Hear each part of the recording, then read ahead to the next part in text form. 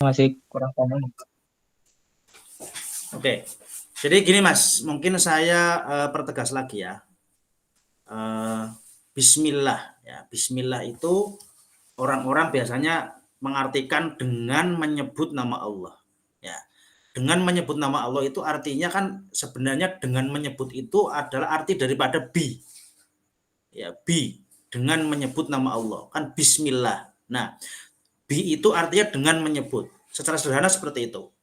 Nah, adapun perbedaan eh, perbedaan pendapat apakah ismun itu berasal dari lafal yang artinya sumuwun yaitu mengagungkan atau agung, apakah berarti dari yang berarti alamah artinya tanda, itu beda lagi Mas, beda lagi pembahasan gitu. Jadi dengan menyebut itu bukan arti daripada ismun, tapi makna daripada ba. Gitu Mas kira-kira.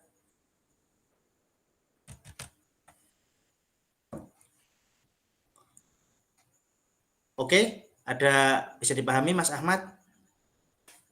Ya, Pak Ustadz, insya Allah. Oke. Satu lagi, Mas. Oh ya, silakan. Silakan Mas Ahmad, jika ada yang mau disampaikan kembali silakan. Saya masih kurang paham juga tentang perbedaan ijma sama kias ini, Pak Ustadz.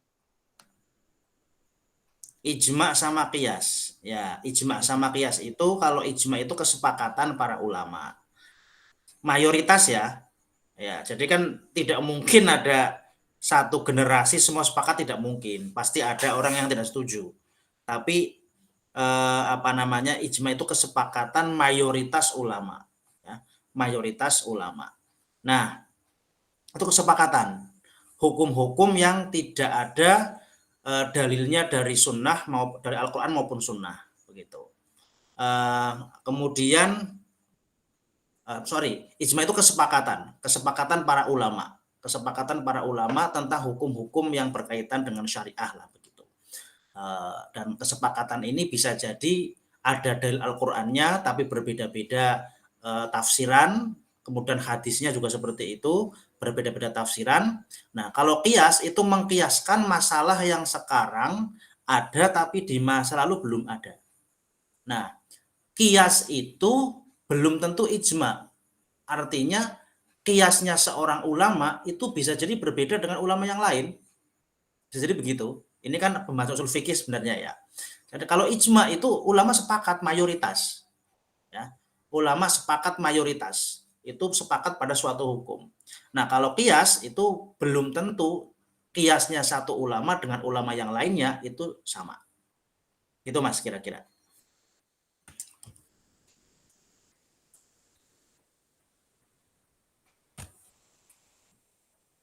Silakan, ada lagi yang mau disampaikan? Baik, Pak Ustadz. Jazakallah khairan, Pak Ustadz. Ustadz, izin bertanya.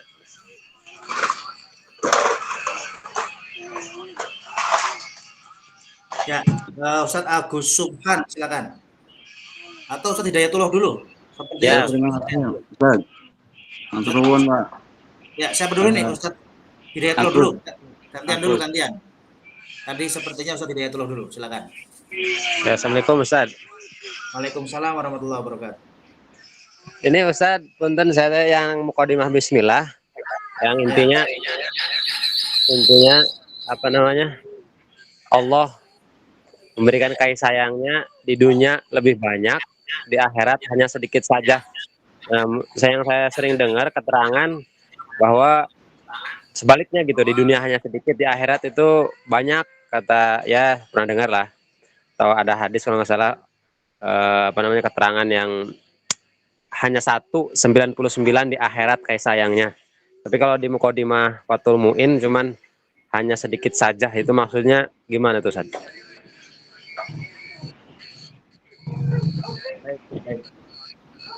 Saya pakai dua device ya, karena device yang satu tidak bisa kamera. Oke, baik. Di sini ada kata-kata Warrahmanur Rahim sifatani buniyat ya. War-Rahmanur Rahim sifatani bunyat lil mubalaghah min rahima war-Rahman. War-Rahmanu ablahu minar rahim. Karena ziyadatul bina ala ziyadatil makna. Kan begitu ya. Jadi sebenarnya ini adalah perbandingan sudut pandang yang berbeda, Ustadz. Gitu ya. Kalau tadi yang disampaikan oleh antum di kitab-kitab lain bahwa rahmatnya Allah itu lebih banyak di akhirat, itu adalah perbandingan perbandingan daripada adat atau jumlah atau kuota. Ya, kuota paham kuota. Saya takut di sini ada teman-teman Malaysia bahasa saya kurang dipahami, tanyakan saja. Jadi ulama yang mengatakan bahwa rahmatnya Allah itu lebih banyak di akhirat, ya berarti kan Ar-Rahim itu kan lebih banyak daripada Ar-Rahman. Itu adalah sudut pandang bahwa kuota rahmatnya Allah itu dilimpahkan lebih banyak di akhirat, karena dunia itu terbatas umurnya. Manusia umurnya terbatas dan alam raya ini umurnya terbatas. Sementara akhirat adalah kekal. Pasti rahmatnya Allah lebih banyak di sana. Itu sudut pandang kuota. Nah, kemudian ada ulama yang melihat dari sudut pandang lain seperti yang disebutkan oleh Syekh Zainuddin Al-Malibari, pengarang Fathul Mu'in, yaitu bahwa Rahman di dunia itu lebih banyak daripada di akhirat. Sudut pandangnya adalah muslim dan non-muslim. Bahwa di dunia Allah itu merahmati semua makhluknya.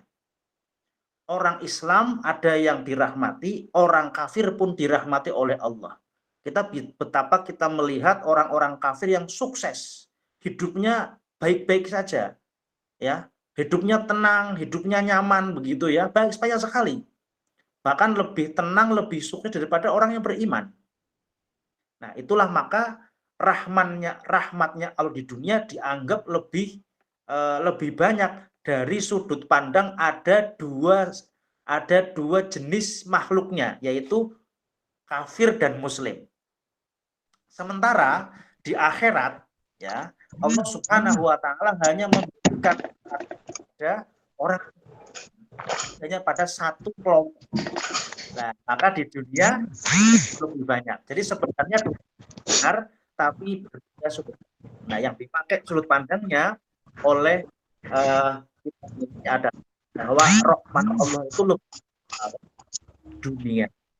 Nah, dibungkam sorof juga, yaitu ziyadatul bina tadullu ala ziyadatil makna. Seperti itu Ustaz Hidayatullah, semoga bisa memahamkan. Baik Ustaz. Insyaallah Ustaz. Atur nuhun. Baik, terima kasih. Ustaz Agus, silakan Ustaz Agus selanjutnya. Terima kasih. Assalamualaikum warahmatullahi wabarakatuh. Waalaikumsalam warahmatullahi wabarakatuh. Sebelumnya saya minta murudnya dulu, barangkali saya salah murud. Ya.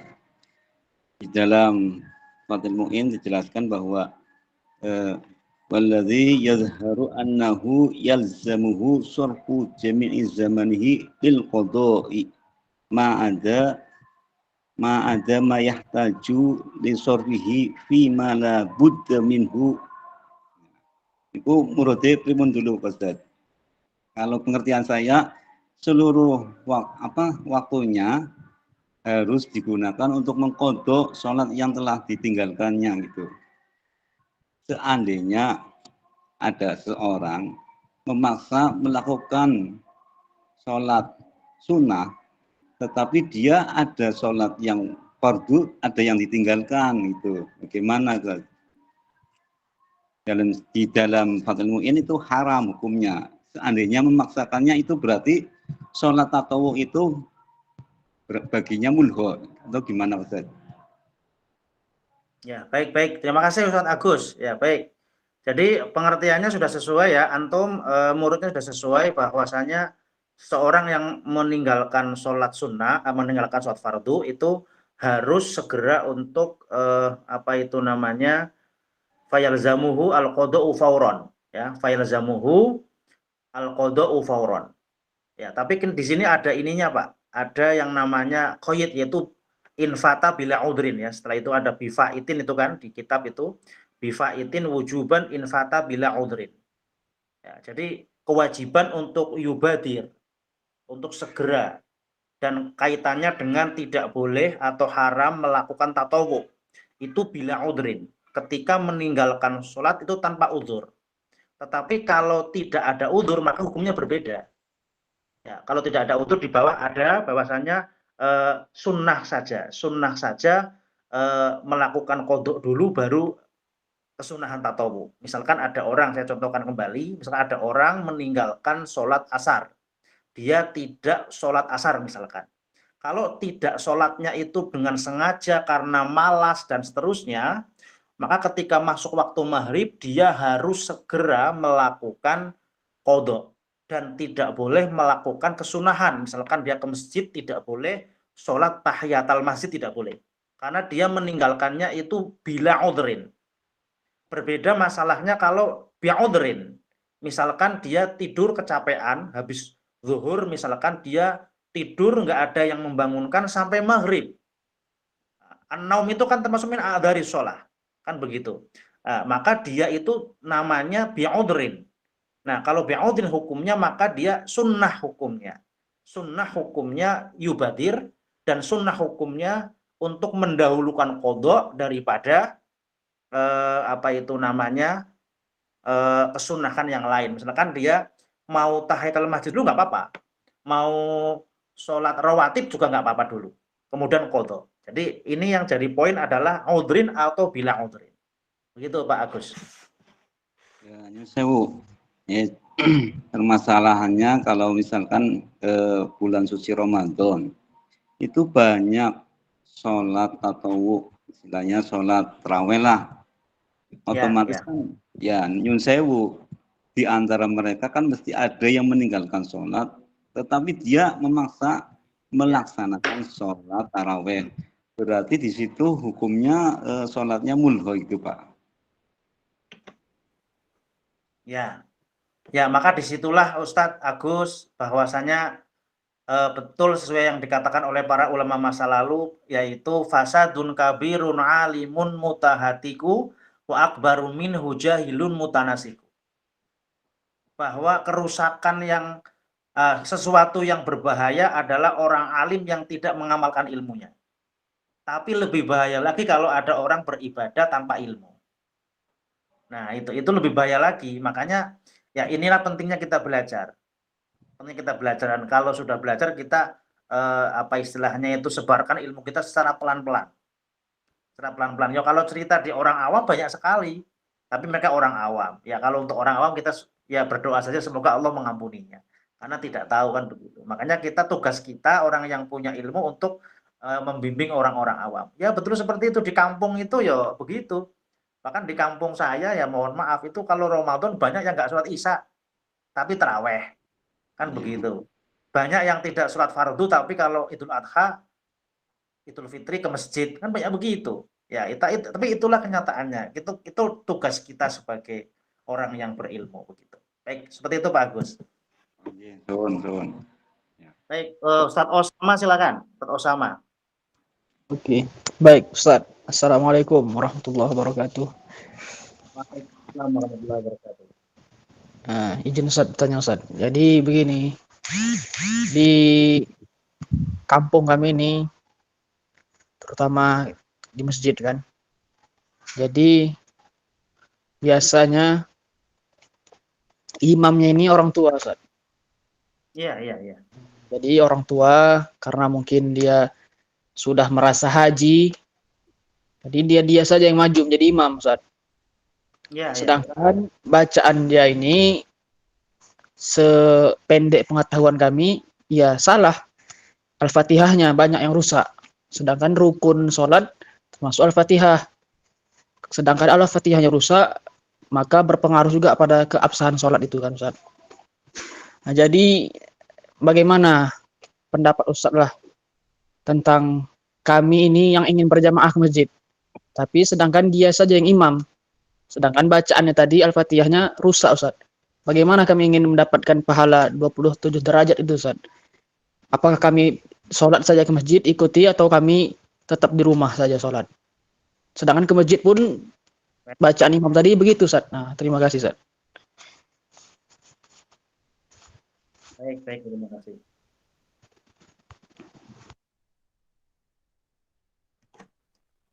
Ya, baik. Terima kasih Ustadz Osama ya. Ini memang banyak kasus serupa di banyak tempat ya, karena tidak semua orang belajar dan seterusnya begitu kan. Jadi merasa sudah tua, merasa sudah cukup, kemudian kita itu apa itu namanya boleh nggak sih begitu ya? Ada dua lahan begitu ya. Ada dua lahan. Lahan itu kesalahan begitu. Ada kesalahan lahan. Nah, kalau kesalahannya merubah makna begitu, kalau kesalahannya merubah makna, maka kita tidak sah ikut apa itu namanya, tidak sah ikut orang tersebut. Tapi kalau kesalahannya tidak merubah makna, ya, kesalahannya tidak merubah makna Fatihah, maka kita masih boleh, ya, kita masih boleh mengikuti orang tersebut. Nah, kita kan saya tidak tahu tuh bacaannya yang bagi seperti apa kayak gitu. Jadi nanti coba antum identifikasi apakah sudah merubah makna atau tidak. Nah, kalau sudah merubah makna, maka masih bisa ditolerir lah begitu, masih bisa begitu. Ya, begitu kira-kira. Jadi standarnya adalah merubah makna dan tidak. Saya pakai Makna itu berubah, Ustaz. Huruf-huruf yang salah, Ustaz. Panjang pendeknya hurufnya sudah salah. Gitu, Ustaz. Kan berubah makna itu, Ustaz ya. Ya, oke, baik. Ya kalau ini kalau dakwah di kampung ini urusannya bukan hanya fikih sih. Ya kalau di kampung bukan hanya fikih. Ya kita pelan-pelan. Kita pelan-pelan. Jadi saya mencontohkan saya punya teman. Saya punya teman ya. Jadi dia itu tetap di masjid sih, tapi ya untuk menjaga apa istilahnya itu ya pelan-pelan dakwahnya dia menjaga stabilitas sosial bahasanya itu, menjaga kerukunan dalam masyarakat. Dia tetap ke masjid sebagainya, tapi dia ngulang di rumah. Dia ngulang gitu kan. Ya, dakwah itu tidak bisa langsung kita salahkan, nggak bisa. Jadi pelan-pelan saja. Bahkan ada dakwah yang menunggu generasi selanjutnya. Ya, banyak seperti itu. Banyak dakwah para dai kita itu menunggu generasi selanjutnya. Yang disasar dakwahnya adalah anak-anak muda. Karena kita tidak mungkin kan menyingkirkan orang itu kan, tidak mungkin kan. Ya, maka untuk pribadi kita saja lah seperti itu. Nah, saya sedikit untuk menceritakan tentang perkembangan fikih ya. Jadi begini, kalau dulu saya di kampung, karena saya orang kampung juga, misalkan begini, dalam madhab syafi'i itu kan kalau kita sholatnya tiba-tiba batal, misalkan, tai cicak itu kan dalam madhab syafi'i itu kan, apa itu namanya, apa istilahnya itu, najis, gitu kan, najis gitu ya, najis. Nah kalau najis maka nanti sholatnya tidak sah. Nah mengetahui ada tai cicak setelah sholat, kan sholatnya tidak sah. Kan gitu ya. Ya, kita imam kemudian ternyata di kaki kita ada tai cicak, misalkan begitu. Kita tahu setelah sholat berjamaah selesai, oh ternyata ada tai cicaknya. Nah, itu kan tidak sah. Nah, kalau imamnya tidak sah, maka makmumnya tidak sah. Nah, dulu kiai saya di kampung itu faqih, alim, ya, alim dan faqih kiai kampung di kampung saya, di tempat kelahiran saya. Saya masih ingat betul, pernah beliau itu ada tai cicaknya, itu diumumkan di masjid. Barang siapa yang tadi sholat zuhur bersama Pak Yai ini untuk mengulang sholatnya. Begitu. Oh, ramai itu, geger di kampung itu. Karena Pak Yai tadi ada tai cicaknya. Dan itu betul secara fikih. Terutama fikih klasik. Kan gitu kan. Nah, berbeda dengan guru saya Syekh Yusri itu, beliau itu mazhabnya Syafi'i juga. Ya kan? Tapi berbeda pandangan karena fikih fleksibel sesuai dengan zaman gitu. Beliau mengatakan kalau ada yang seperti itu udah biarin aja. Buat kita pribadi aja. Misalkan saya imam, ternyata saya ada sesuatu membatalkan sholat. Gitu kan. Kemudian saya umumkan melalui sekarang di grup WA atau apa itu nggak perlu kata beliau. Sudah biar yang apa itu namanya Yang sudah ya sudah begitu. Karena kalau salah satu ilatnya adalah terlalu masyakot dan merepotkan. Meskipun kalau secara pandangan lain bahwasanya sekarang justru lebih mudah kan, tinggal diumumin di grup Facebook itu kan. Tapi sepertinya kalau diumumin di grup Facebook itu misalkan ya gimana ya? Misalkan bayangannya gitu ya, ada imam masjid Istiqlal misalkan. Ngimamin ternyata ada teh cicaknya di kakinya gitu, diumumin di media, di web gitu kan. Barang siapa yang sholat duhur berjamaah bersama imam Istiqlal Jakarta misalkan, itu kan repot sekali sekarang. Nah, maka ada istihad-istihad baru yang dilakukan oleh para ulama. Nah, tapi itu saya tidak berani, artinya saya belum kelasnya seperti itu. Saya masih ngikut para ulama. Itu mungkin tambahan dari saya, Ustadz Osama ya. Terima kasih. Berarti Ustaz berlakulah mufarokoh di sini Ustaz. Ya kalau mau mufarokoh silahkan. Kalau mau mufarokoh silahkan, nggak apa-apa. Baik Ustaz. Baik, terima kasih. Ustaz Adis silakan, Ustaz Adis.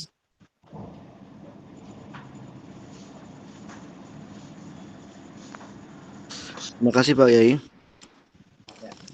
Ingin menanyakan yang lanjutan dari Pak Agus tadi Pak ya. Sholat sunnah yang dilakukan ketika masih ada tanggungan qadha. Contohnya yang bertahun-tahun meninggalkan qadha pas sholat tarawih. Nah, apakah sholat tarawihnya itu meskipun haram tapi sah apa sholatnya itu tidak sah? Makasih. Baik. Terima kasih. Ya. Jadi sholatnya kalau yang saya pahami sholatnya sah, tapi hukumnya haram. Jadi itu haram itu syai'un, sah itu syai'un akhar. Ya, yang saya pahami seperti itu. Ya, haram syai'un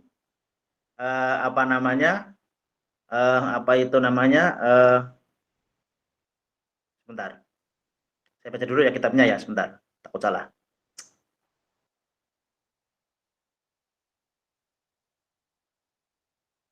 Ya. Jadi redaksi di sini adalah wa yahrumu. Yahrumu. Wa innahu yahrumu ala atatawu. Ya. Dalam fikih itu haram itu syai'un, ya. Kemudian sah itu syai'un. Jadi sesuatu yang berbeda. Ya, sama kayak kita sholat dengan baju ghosok. Kita sholat dengan baju haram, baju mencuri. Itu sholatnya kalau rukun dan syaratnya terpenuhi maka sah. Tapi haram. Begitu. Haram ya berarti tidak diterima gitu kan. Jadi begitu ya. Jadi haram itu syai'un, sahih itu syai'un akhar. Jadi sesuatu yang berbeda. Gitu Pak Adis. Pak Yai, berarti dikatakan kalau sah syarat dan rukunnya, tapi untuk berpahala tidaknya itu permainannya di haram itu Pak Yai. Karena dia haram maka tidak berpahala, tapi sah gitu. Begitu gimana Pak Yai? Ya, seperti itu kurang lebih, ya. Kurang lebih seperti itu. Terima kasih Pak Yai. Baik, sama-sama. Ustadz Egi, silakan Ustadz Egi, tadi raise hand, silakan. Ya Pak, terima kasih. Sebenarnya ingin menambahkan tadi pertanyaan dari Mas Osama Radin tadi mengenai, kan saya pernah dengar kaul itu bahwa tidak sah orang alim tuh makmum dengan umi ya, itu Pak Ustadz. Ya.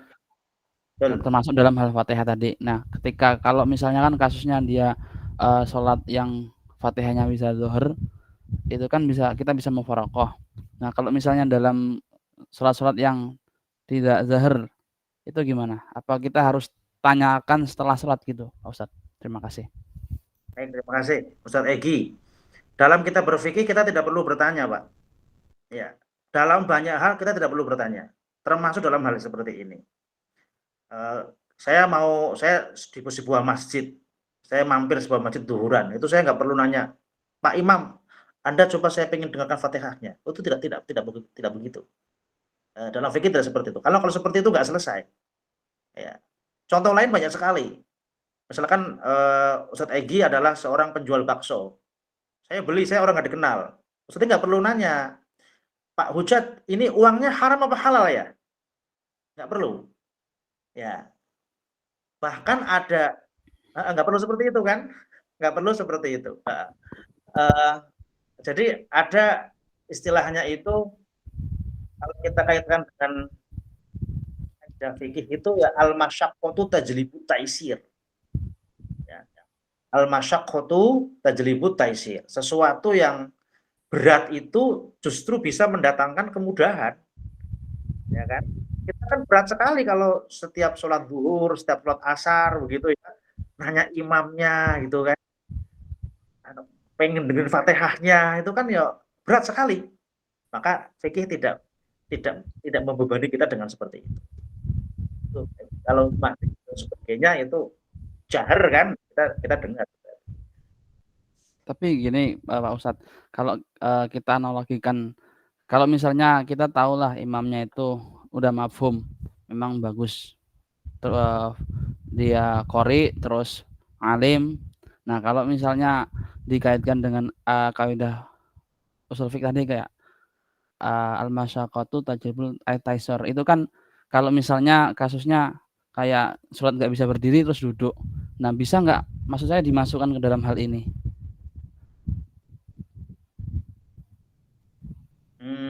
Saya belum memahami maksud Ustaz Egi. Ya tadi kan Pak Ustadz tadi kan bilang, mengatakan bahwa bisa dianalogikan dengan kaidah al-masyaqqatu tajlibut taisar. Itu kan kalau saya pernah dengar penjelasannya itu kan ketika kita nggak bisa sholat berdiri maka diperbolehkan duduk, kalau bisa duduk kemudian tidur. Nah seperti ketika kasusnya kalau memang dia berpindah-pindah dalam masjid satu masjid yang lain itu mungkin agak sulit. Kalau misalnya dia memang di situ masjid itu kan kira-kira nggak bisa dimasukkan kaidah situ, apaan gitu Pak Ustadz? Oh iya, baik.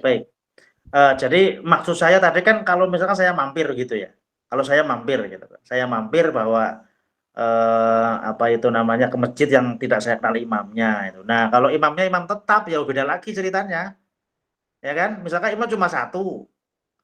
5 waktu imamnya cuma satu dan itu saja dan imamnya lahan ya nggak boleh. Itu jelas meskipun di waktu zuhur dan asar, jelas-jelas orangnya itu aja kok. Nah itu beda lagi. Yang saya maksud tadi itu kan kalau kita ketemu orang yang nggak dikenal ke masjid mana, kita nggak perlu nanya. Tapi kalau kita di masjid itu saja, imamnya juga itu saja, ternyata bacaannya maghrib sama asar itu lahan semua, ya udah, berarti kita tidak boleh gitu. Sebenarnya ada korina nggak Ustadz mengetahui bahwa ketika dia tuh umilah dalam sholat-sholat yang tidak zuhur gitu? Ya, maka saya tadi katakan seperti itu tadi. Ada satu masjid, kita di situ terus, gitu kan. Imamnya cuma satu. Kita tahu kalau kita juga jamaah maghrib zuhur asar kan, maghrib isya subuh misalkan, bacaannya tidak fasih, bacaannya umi kan, berarti zuhurnya itu kan ya orang itu masih orang itu kan. Nah itu kan jelas. Berbeda kalau saya datang ke sebuah masjid yang saya tidak kenal imamnya siapa, saya zuhuran di situ, ya udah. Berarti kita nggak perlu nanya. Tapi kalau yang sudah tiap hari kita ketemu ya udah paham kita. Jadi udah jelas hukumnya kayak gitu.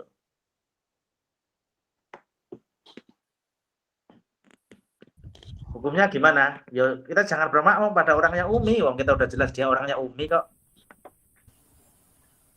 Kan begitu, Pak. Kalau misalnya kita analogikan gini Pak Ustadz, misal itu mohon maaf masjidnya masjid golongan minhum lah, itu bisa jadi korina nggak bahwa Fatihahnya itu nggak sah? Saya tidak paham yang ini maksudnya gimana. Misalnya mohon maaf aliran lain gitu Ustadz.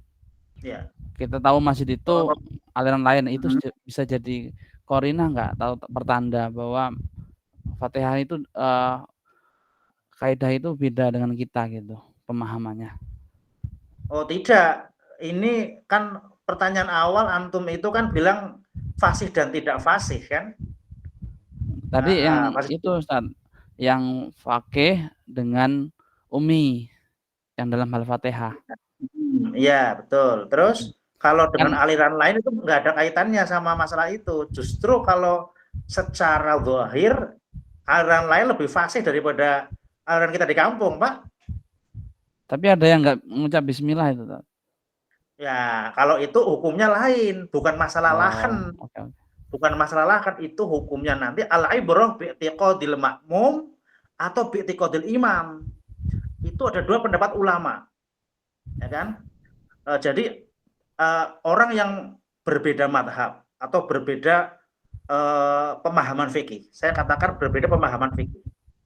Itu misalkan ada orang yang mewajibkan begitu ya, ada orang yang mewajibkan Fatihah seperti mazhab Syafi'i. Sementara salah satu yang lain misalkan Abu Hanifah itu tidak mewajibkan bismillah dalam Fatihah ya. Ya. Bahkan dalam keadaan tertentu Imam Abu Hanifah tidak mewajibkan Fatihah, ya. Cuman membaca 7 surat, 7 ayat yang sama saja. Tapi intinya bahwa Imam Syafi'i ya, itu mengingat satu anak itu lagi. Ya. Bismillah bukan termasuk Fatihah. Seperti ayat-ayat lain di Al-Qur'an dan Al-Baqarah kan? Kita kalau di Al-Qur'an itu ada Al-Baqarah, ada bismillahnya enggak? Ada. Di Ali Imran ada enggak? Ada. Semua surat 114 surat itu ada bismillah semua kecuali satu, yaitu surat At-Taubah atau Al-Baro'ah kan begitu kan? Maka kata beliau ya berarti ini Fatihah bismillah bukan termasuk Fatihah. Bismillah itu ayat lain, jadi Fatihah cuma 6 ayatnya bukan 7. Nah, bagaimana kalau kita makmum sama orang seperti itu? Makmum sama orang yang berbeda madhab, berbeda aliran fikih. Maka ada dua pendapat dalam madhab Syafi'i. Yang pertama adalah al-ibrah bi'tiqadil makmum. Yang dianggap adalah keyakinannya makmum. Kalau saya sebagai madhab Syafi'i, sebagai pengikut Syafi'i, makmum kepada Hanafi, makmum kepada orang yang tidak baca bismillah, maka tidak sah sholatnya. Itu al-ibrah bi'tiqadil makmum. Pendapat yang kedua adalah al-ibrah bi'tiqadil imam. Yang dianggap mengesahkan jamaah adalah keyakinannya imam. Saya sebagai seorang Syafi'iyah mengikuti Hanafiyah atau mengikuti orang yang tidak baca basmalah dalam Fatihah. Maka karena keyakinannya imam itu sah, maka sholat saya sebagaimana sah. Dan saya pribadi dan guru-guru saya ngikutin yang kedua. Ngikutin yang hukumnya sah demi persatuan umat Islam. Ya, demi persatuan umat Islam, saya, guru-guru saya itu ngikutin pendapat yang kedua. Demi persatuan umat Islam. Begitu. Oh, gitu iya. Pak Eki. Untuk yang pendapat yang kedua tadi memang itu ada takbirnya Ustaz. Ada dalam kitab Umdatus Shalik disebutkan semua. Dalam kitab Umdatus Shalik disebutkan semua ada dua pendapat. Al-ibrah bi'tiqadil makmum au bil imam. Gitu. Dulu pas saya ngajar Umdatus Shalik itu, dan guru saya pas saya ngajar itu wa ana akhtar al-qaul tsani. Aku memilih yang kedua. Untuk persatuan umat Islam. Kita kan repot, Pak. Misalkan saya kan orang Syafi'iyah. Orang Muhammadiyah kan bukan Syafi'iyah. Saya ke masjid Muhammadiyah, ada Muhammadiyahnya nggak jadi, itu kan repot sekali itu. Repot sekali. Iya. Dan tidak akan terjadi persatuan umat Islam, nggak akan seperti itu. Kalau kita itu kita nggak aman. Gara-gara masalah jamaah. Gitu Pak. Jadi kalau saya dan guru-guru saya ngikutin yang kedua. Oke Ustaz, taslim Ustaz. Baik. Oke, makasih Ustaz. Baik, terima kasih. Tadi ada ingin tanya Ustaz. Ustaz siapa tadi? Silakan Ustaz. Iya. Ya. Assalamualaikum warahmatullahi wabarakatuh. Waalaikumsalam warahmatullahi wabarakatuh. Nah, kita kembali pada redaksi kitab. Saya akan baca dulu Ustaz. Bismillahirrahmanirrahim. Tentang bab sholat, untuk melengkapi keterangan. Wa furidat Lailatul Isra'i ba'da nubuwati bi 10 sinina wa 3 ashhurin lailatul 27 min Rajab wa lam tajibu subhu yaumatil kal lailah li'adamil ilmi bi kaifiyatiha. Yang saya tanyakan Pak Ustadz, untuk melengkapi keterangan, ketika Rasulullah Shallallahu Alaihi Wasallam menerima wahyu sholat pada saat malam Lailatul Isra fi 27 pada tanggal malam 27 Rajab, setibanya di Mekah, maka sholat subuh itu tidak menjadi sebuah kewajiban dengan alasan li'adamil ilmi bikaifiyatiha, karena Rasulullah masih belum mengetahui tentang tata cara atau kaifiat sholatnya.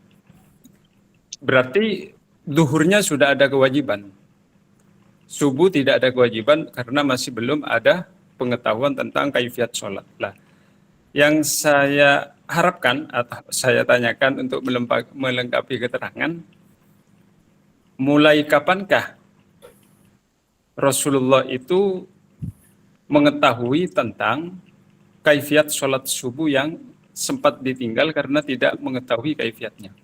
Terus pertanyaan yang kedua, bagaimana proses Rasulullah itu untuk diberitahukan oleh Allah Subhanahu wa Ta'ala itu tentang cara melaksanakan sholat subuh? Entah melalui wahyu ayat-ayat suci Al-Quran atau melalui ilhamiyah, bersifat ilham. Itu. Jadi ini yang saya tanyakan dengan maksud untuk melengkapi ketika kita menerangkan tentang walam tajibu subahu yaumatil kalailah li'adamil ilmi bikaifiyatiha. Ini Ustaz. Dan terima kasih sebelumnya. Assalamualaikum warahmatullahi taala wabarakatuh.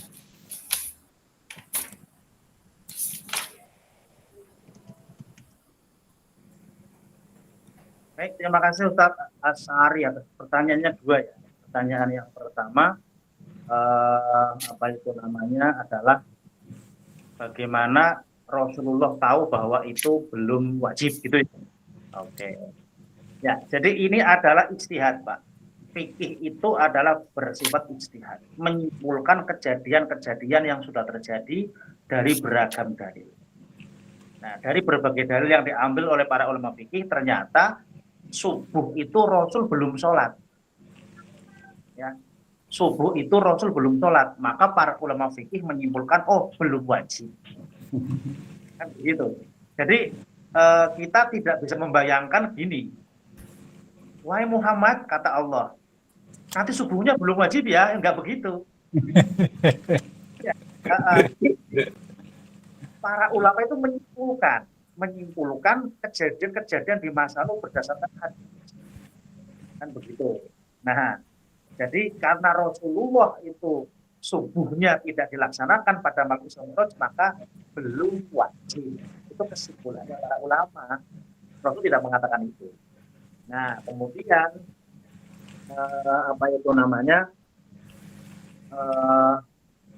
tentang yang kedua, ya. Tentang yang kedua adalah bagaimana sholatnya Rasul setelah itu, bagaimana tata caranya tahu, begitu ya? Bagaimana tata caranya tahu? Nah, jadi wahyu itu kan ada dua, Pak.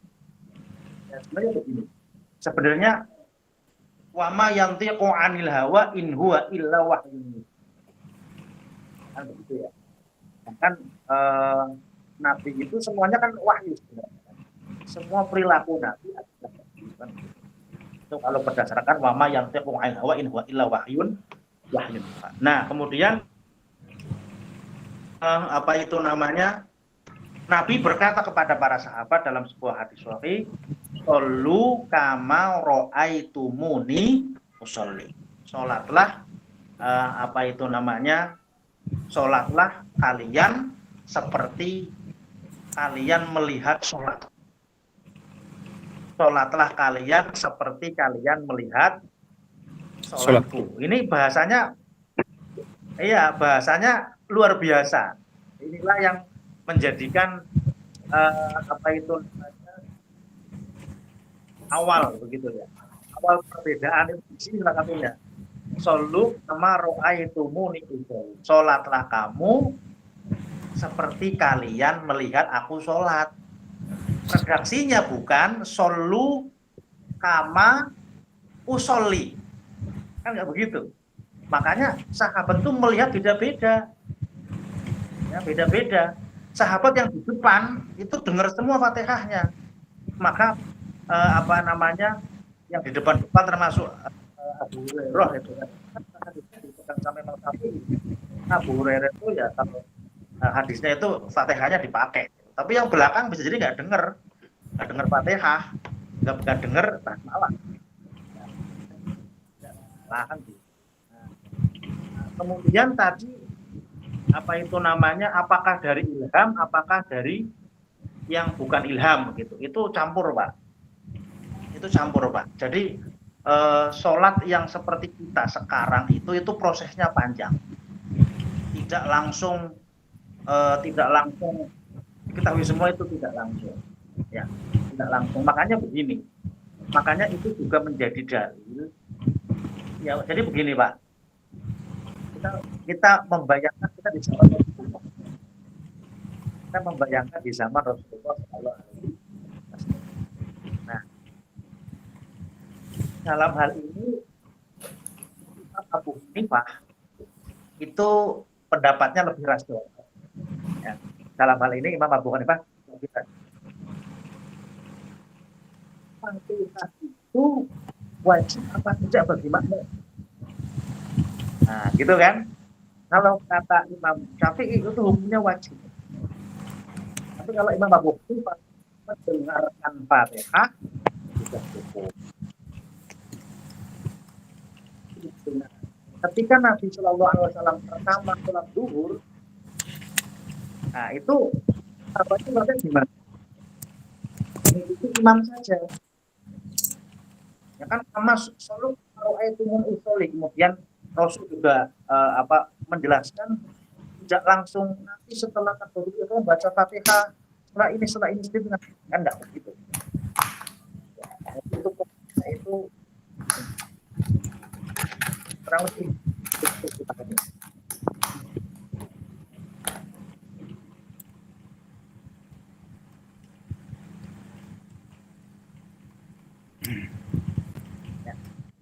Ya, ya Ustadz, dengan jawaban dan keterangan alhamdulillah sudah memahami. Terus saya kali lagi ada pertanyaan satu kali lagi nih Ustadz. Juga tentang sholat masih Ustadz. Walam tajtami hadhil khamsu li ghairi nabiyina Muhammadin sallallahu alaihi wasallam. Ketika ada redaksi walam tajtami, sholat yang 5 waktu itu tidak terkumpul kecuali terkumpul pada Nabi kita Nabi Muhammad sallallahu alaihi wasallam, ya subuh, duhur, asar, maghrib, isya dan subuh lagi. Berarti menunjukkan bahwa kepada nabi-nabi yang lain atau kepada utusan-utusan yang lain itu sholat itu terpisah-pisah. Menunjukkan redaksi ini, misalkan nabi yang itu cuma punya duhur, nabi yang itu cuma punya asar misalkan. Berarti dengan kalimat walam tajtami, sholat yang 5 waktu terhadap nabi-nabi yang lain atau kepada rasul-rasul yang lain itu dibagi satu persatu waktu mungkin Ustaz. Dengan kalimat redaksi itu. Mohon penjelasan. Terima kasih. Baik, terima kasih. 5 waktu itu memang sebelum Nabi Muhammad itu secara parsial sudah diwajibkan. Misalkan subuh itu untuk Nabi Adam. Ya, Nabi Adam sudah diwajibkan sholat subuh. Ini urutannya kalau saya salah silakan silakan dikoreksi ya. Subuh itu ya. Kemudian zuhur itu Nabi Ibrahim. Kemudian asar itu untuk Nabi Nuh kalau tidak salah begitu. Kemudian maghrib untuk Nabi Isa, Isa untuk Nabi Musa. Semoga saya tidak keliru ya. Nanti kalau keliru silakan urutnya seperti itu. Jadi memang nabi-nabi itu sudah ada ada kewajiban kepada para rasul, tapi tidak 25 ya, tidak 25. Hanya beberapa nabi kayak Yang belum resmi mungkin. Ya, ini resmi, maksudnya Nabi Adam wajib sholat subuh resmi. Oh, iya. Resmi. Nah, tetapi memang kaifiyatus sholahnya juga berbeda. Namanya sama, Pak. Namanya sama, tapi kaifiyat itu berbeda. Kan orang Yahudi itu kan sholatnya cuma berdiri, tidak rukuk dan sebagainya. Ya, itu kurang lebih seperti itu. Ya, terima kasih Ustadz. Terima kasih Ustadz. Baik, sama-sama Ustadz Asyarif. Ustadz Syarif. Ustadz Syarif, silakan Ustadz Syarif. Ya. Assalamualaikum Pak Kiai. Waalaikumsalam warahmatullahi wabarakatuh. Ya, ini Syarif. mengenai air Pak Kiai. Ini sering kejadian, bukan sering kejadian ya, yang banyak orang alami ketika bertani ya di sawah. Kan air itu ya kalau memang digunakan itu syaratnya tidak berubah salah satu sifatnya, warnanya, baunya maupun rasanya. Nah, ada air di sawah misalkan, tapi airnya itu suci dari najis, insya Allah. Jadi suci dari najis, sucilah. Hanya saja bercampur dengan lumpur di sawah kan. Dia tidak mengandung najis, tapi berubah menjadi coklat. Nah, apakah berudu atau bersuci lah ibaratnya, bisa menggunakan air tersebut atau tidak? Air tersebut masih bisa dipakai atau tidak? Sedangkan air itu kan kalau tidak bisa dipakai, yang pertama mustakmal, yang kedua yang sudah bercampur dengan benda yang suci seperti itu, seperti susu, kopi. Nah, ini lain halnya, ini bercampur dengan lumpur yang memang keadaan air itu tidak putih lagi, sebenarnya coklat. Bisa nggak dipakai berwudu, Pak Kiai? Terima kasih. Baik, terima kasih Ustaz Syarif. Jadi bercampurnya air dengan sesuatu yang suci, begitu kan? Itu kalau sesuatu itu adalah unsur tanah, ya, itu unsur tanah, maka tidak masalah. Atau unsur air juga tidak masalah. Ya, misalkan tadi lumpur itu kan tanah, maka tidak masalah. Atau unsur air, garam, ya, garam. Itu juga tidak masalah. Jadi kita punya air, ya, kemudian ada garam, kan jadi asin tuh, ya kan? Maka tidak masalah, karena garam adalah unsur air. Yang tidak boleh adalah unsur-unsur yang lain, yang tidak berhubungan dengan air dan tidak berhubungan dengan garam, seperti itu. Semoga bisa dipahami Pak Syarif. Alhamdulillah, terima kasih Pak Kiai. Baik. Sekedar masukan Ustadz, bisa Ustadz? Ya, silakan Ustadz Asyarif. Gimana kalau materi Zam itu kita ambil dari yang didiskusikan adalah materi yang sudah dibacakan oleh Ustadz. Oh, ya, agar lebih fokus, yang didiskusikan itu adalah materi yang sudah dibaca oleh Ustadz. Jadi pertanyaan tidak cukup urusan bacaannya, tapi juga dari segi ilmu alatnya juga perlu dibahas. Tapi materinya adalah materi yang sudah dibacakan oleh Ustadz. Sekian sebagai sambung pendapat. Terima kasih Ustadz. Baik, terima kasih Ustadz Asyarif. Ustadz, siapa lagi nih? Ustadz Adis. Mau tanya lagi sama Ustadz Adis. Ya, terima kasih Pak Yai atas kesempatan yang kedua. Ini menarik, di masalah muqaddimah itu ada bahasan terkait biografi Imam Syafi'i. Kita sebutnya Syafi'i, ternyata nama beliau Muhammad bin Idris.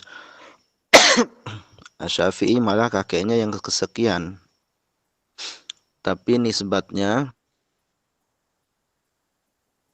wa syafi'un huwallazi yansubu ilaihil imamu. Kira-kira kenapa Imam Syafi'i kita sebutnya Imam Syafi'i padahal sebenarnya Imam Muhammad ya? Kenapa ya Imam Syafi'i menisbatkan dirinya dan mazhabnya kepada kakeknya yang bernama Syafi'i? Begitu juga Imam Ahmad bin Hambal, karena yang terkenal dengan penisbatan mazhab itu kepada Hanabilah. Sedangkan Maliki ya Malikiyah, dan Abu Hanifah Hanafiyah. Mungkin bisa dijelaskan sedikit Pak Yai. Terima kasih. Baik, baik. Terima kasih. Oke, setelah Ustaz Adis ada lagi nggak? Barangkali pertanyaannya mirip-mirip dengan ini. Silakan. Kita jelajah ilmu. Silakan. Ada yang mau disampaikan tadi? Sepertinya raise hand. Oke, ya, terima kasih sebelumnya Yai.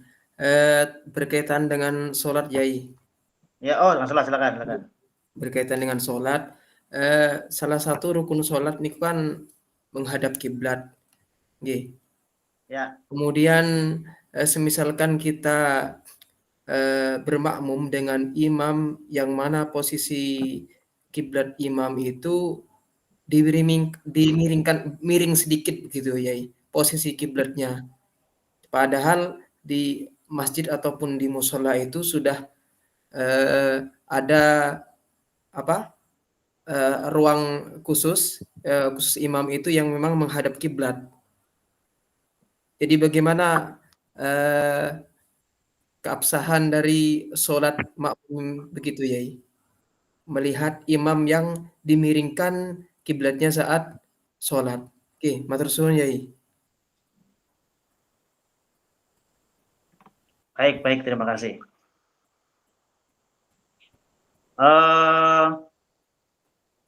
Yang pertama untuk Ustadz Adis ya. Jadi Imam Syafi'i itu kalau di biografinya beliau adalah bernama siapa ini? Muhammad bin Idris. Bentar. Idris walidu Ibnu Abbas bin Uthman bin Syafi' bin Sa'ib bin Ubaid bin Abdi Yazid begitu ya. Ya.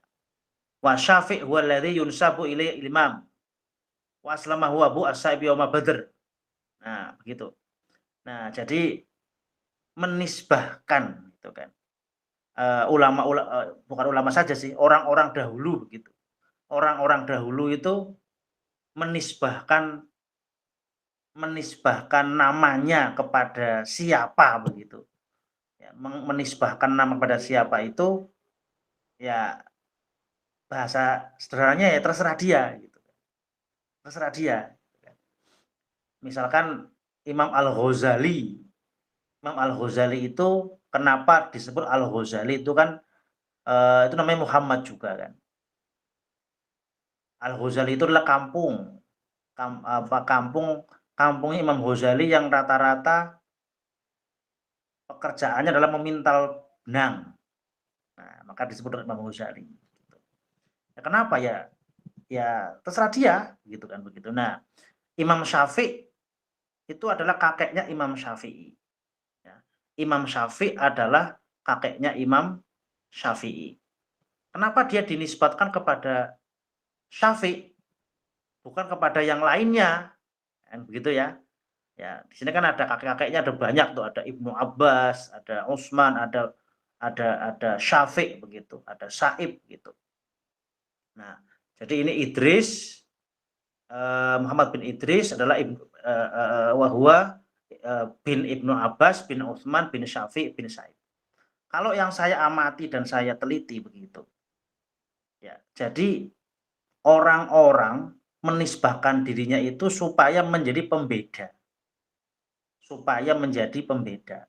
Karena nama orang Arab itu namanya sama-sama. Ya, sama-sama.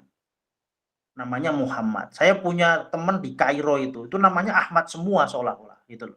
Ahmad semua. Biasanya kalau di absen sama dosen Ahmad itu ngacung semua gitu kan.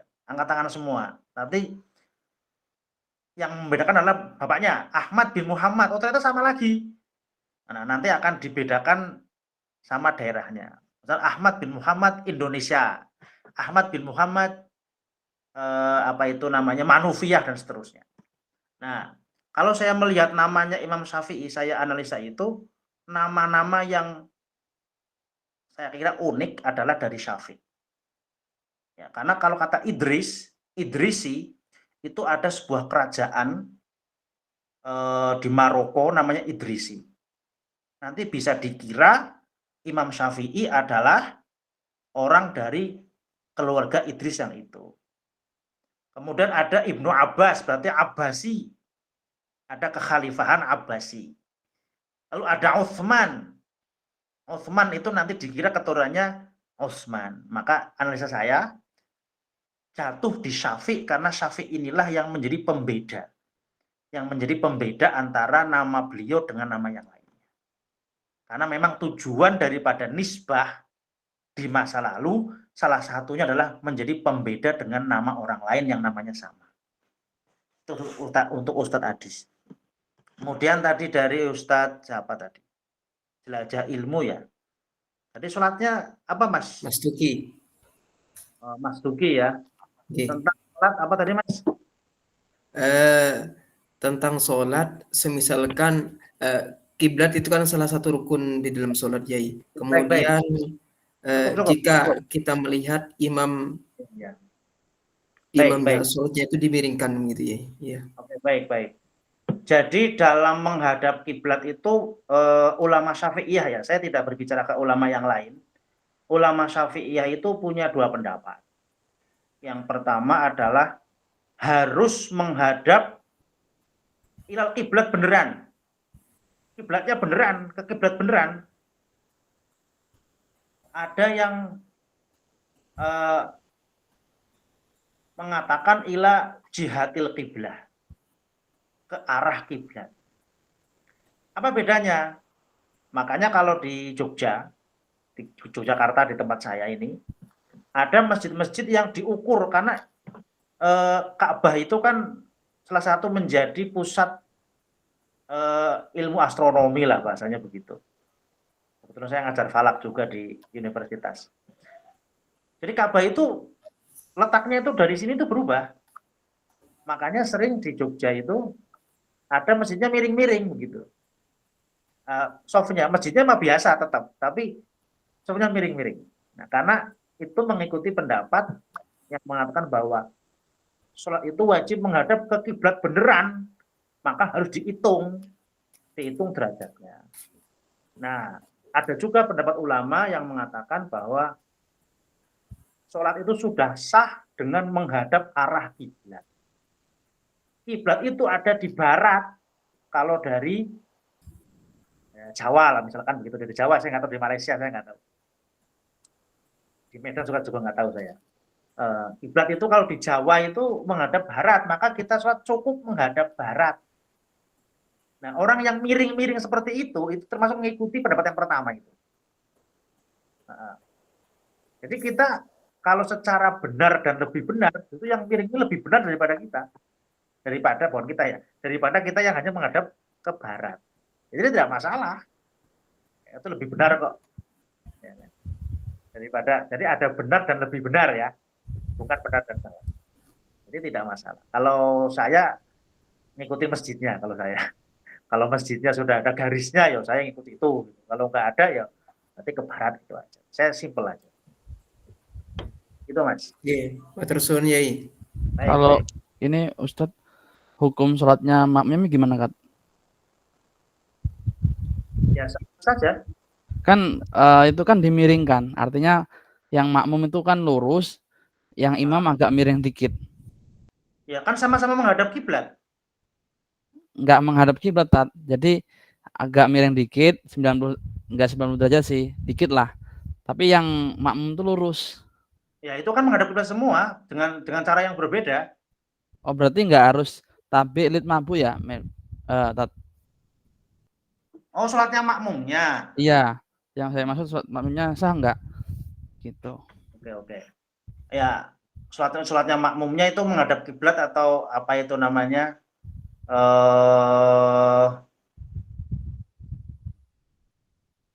Makmum imamnya berarti ngikutin yang pendapat pertama yang harus begitu, yang harus. Kalau makmumnya ini. Nah, yang saya pahami itu nggak masalah, sah saja saya pahami. Karena ya sama-sama menghadap kiblat kan, dan ini bukan masalah sah dan tidak sah kan, tapi benar dan lebih benar. Ini berbeda dengan masalah Fatihah. Fatihah kan sah dan tidak sah itu. Ya, Fatihah itu kan sah dan tidak sah ya. Iya. Nah, kalau ini kan benar dan lebih benar. Ya, jadi apa itu misalkan di kampung bukan di kampung saya di Jogja itu orang-orang yang katakanlah takmir ya, takmir masjid yang miring itu juga mereka nggak masalah kalau sholat di masjid yang tetap menghadap barat itu nggak masalah.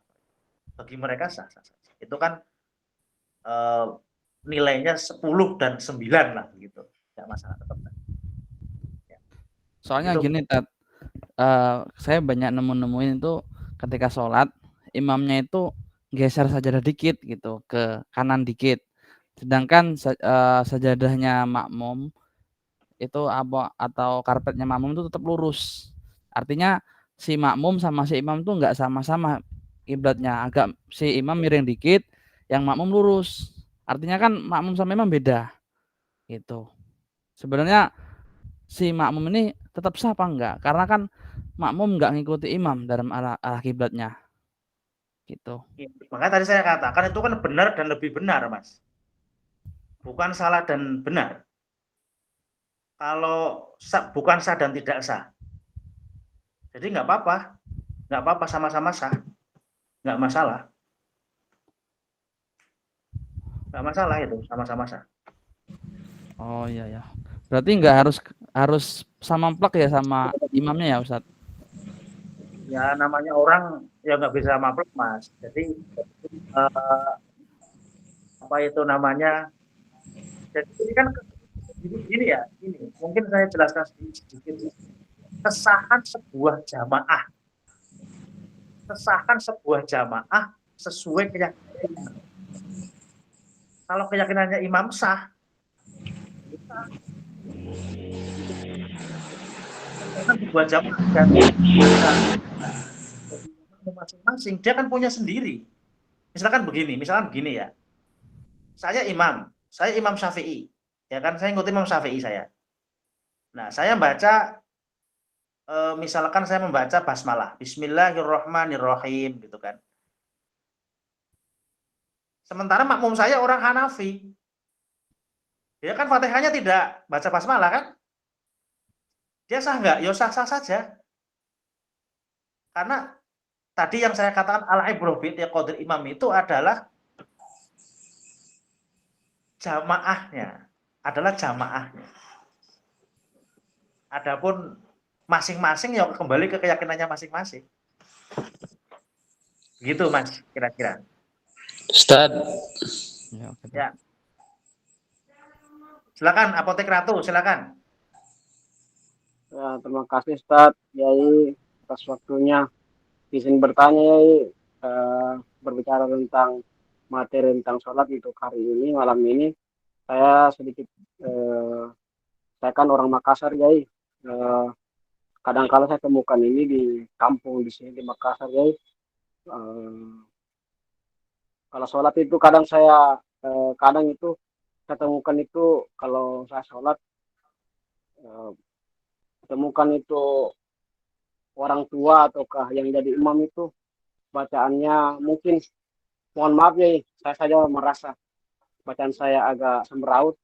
Namun ternyata ketika saya lagi jadi imam itu telinga saya itu agak terganggu sekali karena kadang itu bacaannya begitu keliru kalau yang menurut pendengaran saya. Mohon arahannya ya. Itu yang pertama. Yang kedua masih terkait tentang sholat itu sendiri. Di kampung saya di Makassar Yai, berhubung di masjid saya itu pas di sampingnya itu di samping masjid itu ada kuburan. Di dalam lokasi itu ada kuburan, bukan dalam, tapi dia dihalangi dengan dinding. Saya teringat itu hadisnya Nabi ya, yang mungkin bisa diarahkan, dijelaskan kembali tentang hadis Nabi la tusallu ilal kubur wa la tajlisu 'alaiha. Mohon arahannya ya. Terima kasih. Baik, bismillahirrahmanirrahim. Yang pertama, kalau sholatnya bacaan imam tadi udah dibahas sebenarnya. Kalau bacaan imam itu merubah makna maka tidak sah. Tapi kalau tidak merubah makna itu sah. Yang kedua, masjid di kuburan, Ada kuburan itu nggak apa-apa. Masjid Nabawi aja itu di dalam kuburan Nabi di dalam masjid kok. Yang nggak sah itu kan kita kan menyembah kuburan. Yang tidak sah kita menyembah kuburan. Yang tidak sah itu kita sholat di atas kuburan. Kenapa tidak sah di atas kuburan itu sebenarnya sih? Ya, nanti dibahas di bab atau mungkin bagian agak kesini-kesini. Karena debu kuburan itu kan bisa jadi udah bolak-balik ketemu nanah, ketemu darah kan najis. Tapi kalau di masjid udah di keramik juga nggak masalah. Di pinggir Ka'bah itu banyak kuburan. Ya, cuma pada orang nggak tahu aja. Ini FYI lah, for your information. Ya. Dari 124.000 nabi itu bukan kebanyakan, mayoritas itu dikuburkan di pinggir Ka'bah. Tapi kok nggak ada makamnya ya nanti ngerepotin banyak banget udah di ini aja tutup aja pakai keramik. Nah itu. Nah Nabi Muhammad kan beda, kelasnya beda. Nabi Muhammad itu kan Nabi paling mulia lah, ya, makanya makamnya dimunculkan. Itu FYI aja. Baik, saudara ini Hidayatullah silakan. Ya, kayak satu lagi mohon penjelasan dan penerangannya. Ketika sholat berjamaah ada yang makmum, ada yang masbuk.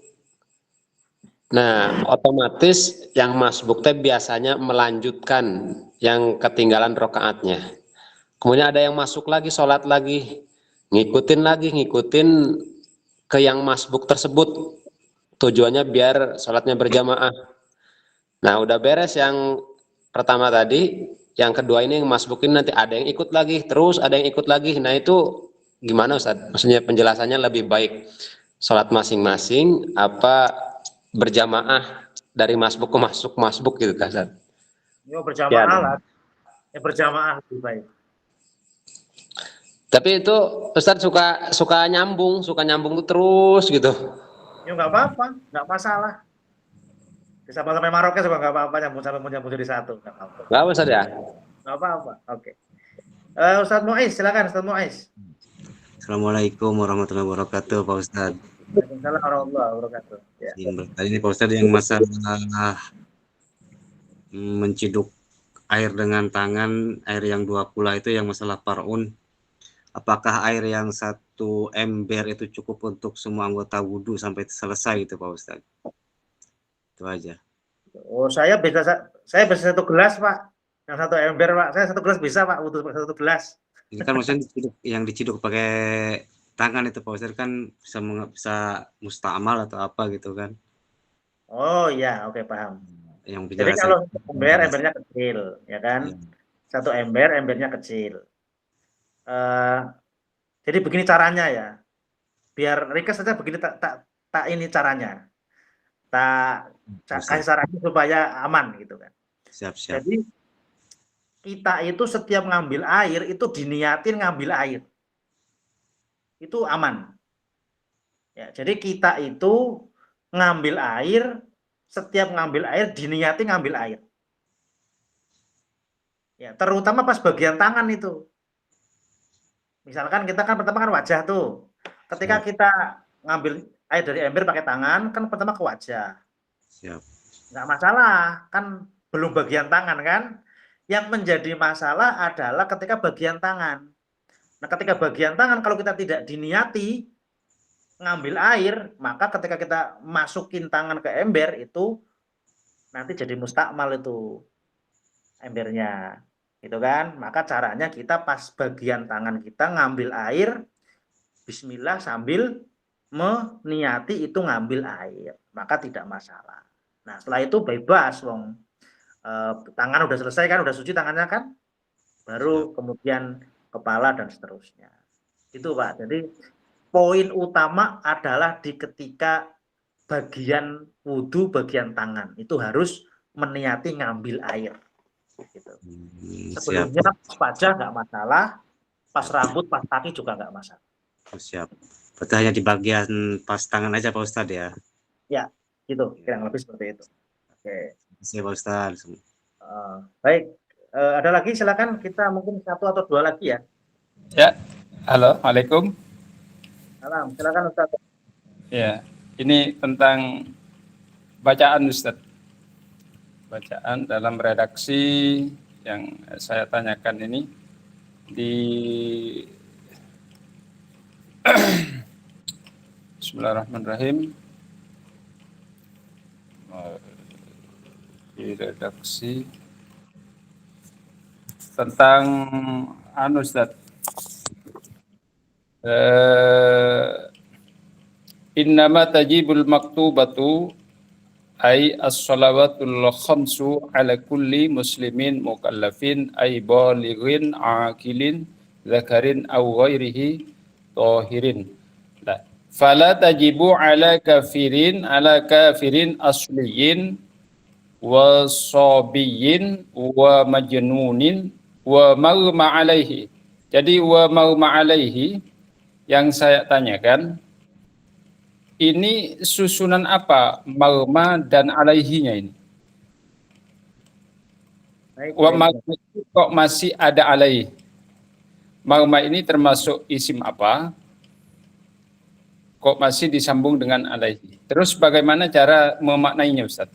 Yang benar, wa maghma alaihi atau wa maghma alaihi. Ustaz. Baik, terima kasih. Saya jawab secara sederhana saja ya, karena kalau dipanjangkan juga panjang. Jadi ada jawaban sederhana. Jadi mughma alaih. Mughma alaih. Ya, pakai domah, mimnya di domah. Mughma alaih. Nah, mughma alaih itu artinya kalau dalam bahasa Indonesia adalah pingsan. Ya, dalam pingsan. Kalau dalam ya udah pakai bahasa Indonesia aja lah, enggak usah dibahas ala pesantren. Nah, mughma alaih itu artinya adalah pingsan. Nah, mughma alaih itu adalah istilah satu paket, itu usulnya panjang, itu mirip dengan ma'tuf alaih. Itu ada ma'tuf alaih toh? Nah, ya ada ma'tuf pada bab atof itu ada kan ya? Ya, ya betul. Alaih ada musnad ilaih dalam balaghah ya. Ada musnad ilaih, ada ma'tuf alaih, itu kan ada lagi banyak lah seperti itu. Nah, ya mughma kalau kita terjemahkan sederhana ya mughma alaih artinya adalah orang yang pingsan. Gitu kan. Kalau diterjemahkan dalam bahasa nahwu itu kan dalam bahasa pesantren ya mughma orang yang ditakdirkan sehingga tidak ada siapa alaihi atas orang. Ya ini yang saya sulit cara pembacanya itu dipikir-pikir. Kenapa kok masih alaih? Kok enggak cukup wa mughma, cukup saja itu. Yang karena itu ada asal usulnya Pak. Itu ada asal usulnya. Jadi asal usul nahwu itu. Iya. Asal usul nahwu itu. Jadi ada atof, ada ma'tuf alaihi kan gitu kan ya. Itu ada urusannya. Jadi kan ada orang pingsan. Pingsan itu kan ada sebabnya. Maka dia tidak cuma orang yang dikagetkan atau ada orang itu pingsan kan kaget misalnya kan ya melihat apa gitu kan atau kena apa kan kaget biasanya pingsan itu. Maka dikaget apa kata dia terkena kekagetan. Makanya ala. Berarti cara bacanya cukup langsung wa mughma alaihi orang yang pingsan atau orang yang ajan langsung gitu ya Ustaz. Nah, sebenarnya begitu aja. Oh iya. Makasih Ustaz, makasih. Kurang. Ya. Terima kasih. Tadi siapa yang raise hand? Ustaz siapa tadi? Nah, yang belum aja dulu nanti. Ustaz Sidik, ada pertanyaan Sidik? Saya mendahulukan yang baru-baru aja Ustaz. Nanti saya terus dengan Ustaz. Oke. Ada lagi Ustaz? Yang lain tadi siapa tadi? Yang belum.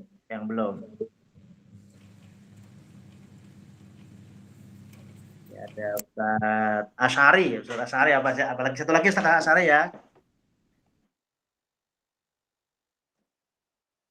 Nah, silakan Ustaz Asy'ari silakan. Ustaz Ahmad, monggo Ustaz Ahmad. Bismillah Ustaz, saya izin bertanya juga tentang ilmu alat ini Ustaz. tentang sorof, yang al-istitabatu, Iya, iya. yang mintai bertobat ini kan bentuknya kan masdar nih Ustaz. Kok Iya, iya. dimaknainya dimintai bertobat seperti fiil majhul gitu Ustaz. Iya, betul. Apakah boleh dimaknai dimintai bertobat atau dimaknai meminta bertobat bisa juga atau bagaimana itu Ustaz? Iya. Terima kasih. Gimana pilihannya gimana? Dimintai? Dimintai bertobat di sini dimaknainya. Terus ada opsi lain kalau boleh apa tadi? Meminta bertobat. Ya, meminta bertobat. Oke, jadi ini kan ceritanya istitabah itu kan artinya kan seperti istighfaro. Istighfaro itu kan meminta ampun, begitu kan? Nah, kemudian ini kan orang-orang yang seperti ini, orang-orang yang sholat dan sebagainya, gitu kan? Ya, itu kan urusannya polisi syariat kalau di Aceh. Zaman dulu kan ada polisi syariat kan begitu ya. Jadi polisi syariat itu sebelum memberikan hukuman itu menyuruh orang yang meninggalkan sholat untuk bertobat. Ya, maka kita maknai dengan makna murad ya supaya lebih dipahami gitu. Jadi batal istitabati setelah dimintai bertobat. Yang minta siapa? Polisinya. Polisi syariatnya minta kepada orang yang meninggalkan sholat supaya bertaubat. Nah, kalau apa? Makanya ada keterangannya wa'ala nadbil istitabati. Kesunahan meminta bertobat. Nah, ini kembali kepada yang polisi lagi. Ya. Jadi maka yang pertama batal istitabati setelah dimintai bertobat. Nah, karena kalau tulisannya kalau diartikan sebagai meminta bertobat, itu ada pertanyaan, siapa yang meminta? Nah, makanya kita maknai sebagai mabni majhul, karena dalam mabni majhul itu kan tidak perlu menyebutkan siapa yang pelakunya. Gitu, Mas. Tapi boleh juga kah dimaknai dengan meminta bertobat sesuai dengan tema pembahasannya Pak Ustaz? Ba'dal istitabati setelah meminta bertobat. Wah, itu nggak lengkap nanti. Karena harus punya maf'ul. Yang meminta siapa, yang diminta siapa. Kalau misalnya di pembahasan yang lain, boleh nggak dimaknai sebagai meminta bertobat misalnya? Ya, kalau kata saya itu tergantung konteks kalimat saja. Tergantung konteks kalimat. Oh, baik. Ya. Baik, Pak Ustaz. Jazakallah khair. Alhamdulillah. Ustadz Mulyamin kalau nggak salah ini. Mulyamin, silakan Ustadz Mulyamin dari Resen. Assalamualaikum warahmatullahi wabarakatuh. Waalaikumsalam warahmatullahi. Ini Ustadz mau tanya masalah air yang kurang 2 kula keberadaannya itu di sawah, Ustadz. Lalu air itu tapi mengalir gitu tuh. Apakah yang ngalir itu di salurannya itu kan ada bangkai tuh di tengah-tengahnya. Itu kira-kira semuanya air itu akan menjadi najis? Apakah sebagian yang lain tidak najis gitu, Ustadz? Air yang mengalir alirannya berapa panjang itu? Biasanya kalau di sawah itu kadang-kadang kalau untuk ukuran kayaknya ada yang lebih, ada yang kurang gitu tuh. Seringnya tuh kurang dari 2 kula, Ustaz. Kalau saya itu orang petani juga itu kan, petani juga. Jadi ya kalau di sawah kita lihat, Pak. Kita lihat air mengalir itu airnya berapa gitu loh. Kalau di irigasi itu ya jelas suci itu. Itu kan sepanjang provinsi itu. Saluran provinsi kalau irigasi gitu kan. Iya, ya mungkin bayangan saya itu adalah air yang mengalir, tapi airnya mengalirnya itu sedikit gitu ya, karena mungkin biasanya tuh kalau di sini kan sawahnya itu deket hutan gitu tuh, airnya tuh sumbernya tuh dari di bawah pohon gitu, Ustaz. Dari sumber itu tuh biasa yang dari pohon kayak gitu tuh, Ustaz. Dari sumuran gitu tuh. Ya, baik kalau air mengalir dan sampai jauh Ya. Iya. Air mengalir dan sampai jauh itu berarti lebih dari 2 kula mesti. Ya kan, kecuali kalau ngalir di situ-situ aja, muter-muter di situ-situ aja itu baru kita bisa ngitung. Tapi kalau sampai jauh sampai ada mata airnya itu namanya mengalir. Nah, maka yang seperti itu hukumnya itu ya sesuai airnya ada perubahan apa tidak. Kalau Oh, tidak perubahan ya nggak masalah. Kalau ada perubahan baru masalah. kalau airnya sih nggak ada perubahannya, Ustaz. Ya nggak masalah berarti. Apalagi itu kan air mengalir ya. Air mengalir kan sambungannya kan kemana-mana itu banyak. Nggak masalah. Oh iya, Pak. Nah, itu aja Ustaz yang saya sampaikan, Ustaz. Oke, baik. Terima kasih. Mungkin ini yang terakhir ya. Ustaz Sidik, silakan Ustaz Sidik. Yang terakhir ini. Udah malam. Silakan Ustaz Sidik. Kalau ada yang mau disampaikan sebelum kita akhir ya. Udah 1,5 jam kita. Semangat ini pembahasan Sidik. Ustaz, minta maaf Ustaz, nanti saja Ustaz. Kita sudah malam Ustaz. Ustaz pun sudah mau nak rehat atau apa nanti Ustaz. Insyaallah. Oke, baik. Jadi Ustaz semua kalau ada yang mau disampaikan bisa di grup ya. Insya Allah saya jawab dan jika ada yang mau di grup boleh, di pribadi juga boleh. Gitu ya. Oke, baik. Kita ketemu lagi di hari Ahad ya, insya Allah. Dan mari kita syukuri sama-sama pertemuan malam ini dengan bacaan hamdalah. Alhamdulillahirabbil alamin. Assalamualaikum warahmatullahi wabarakatuh. Waalaikumsalam. Waalaikumsalam warahmatullahi wabarakatuh. Terima kasih Pak Kiai. Jazakallahu khairan.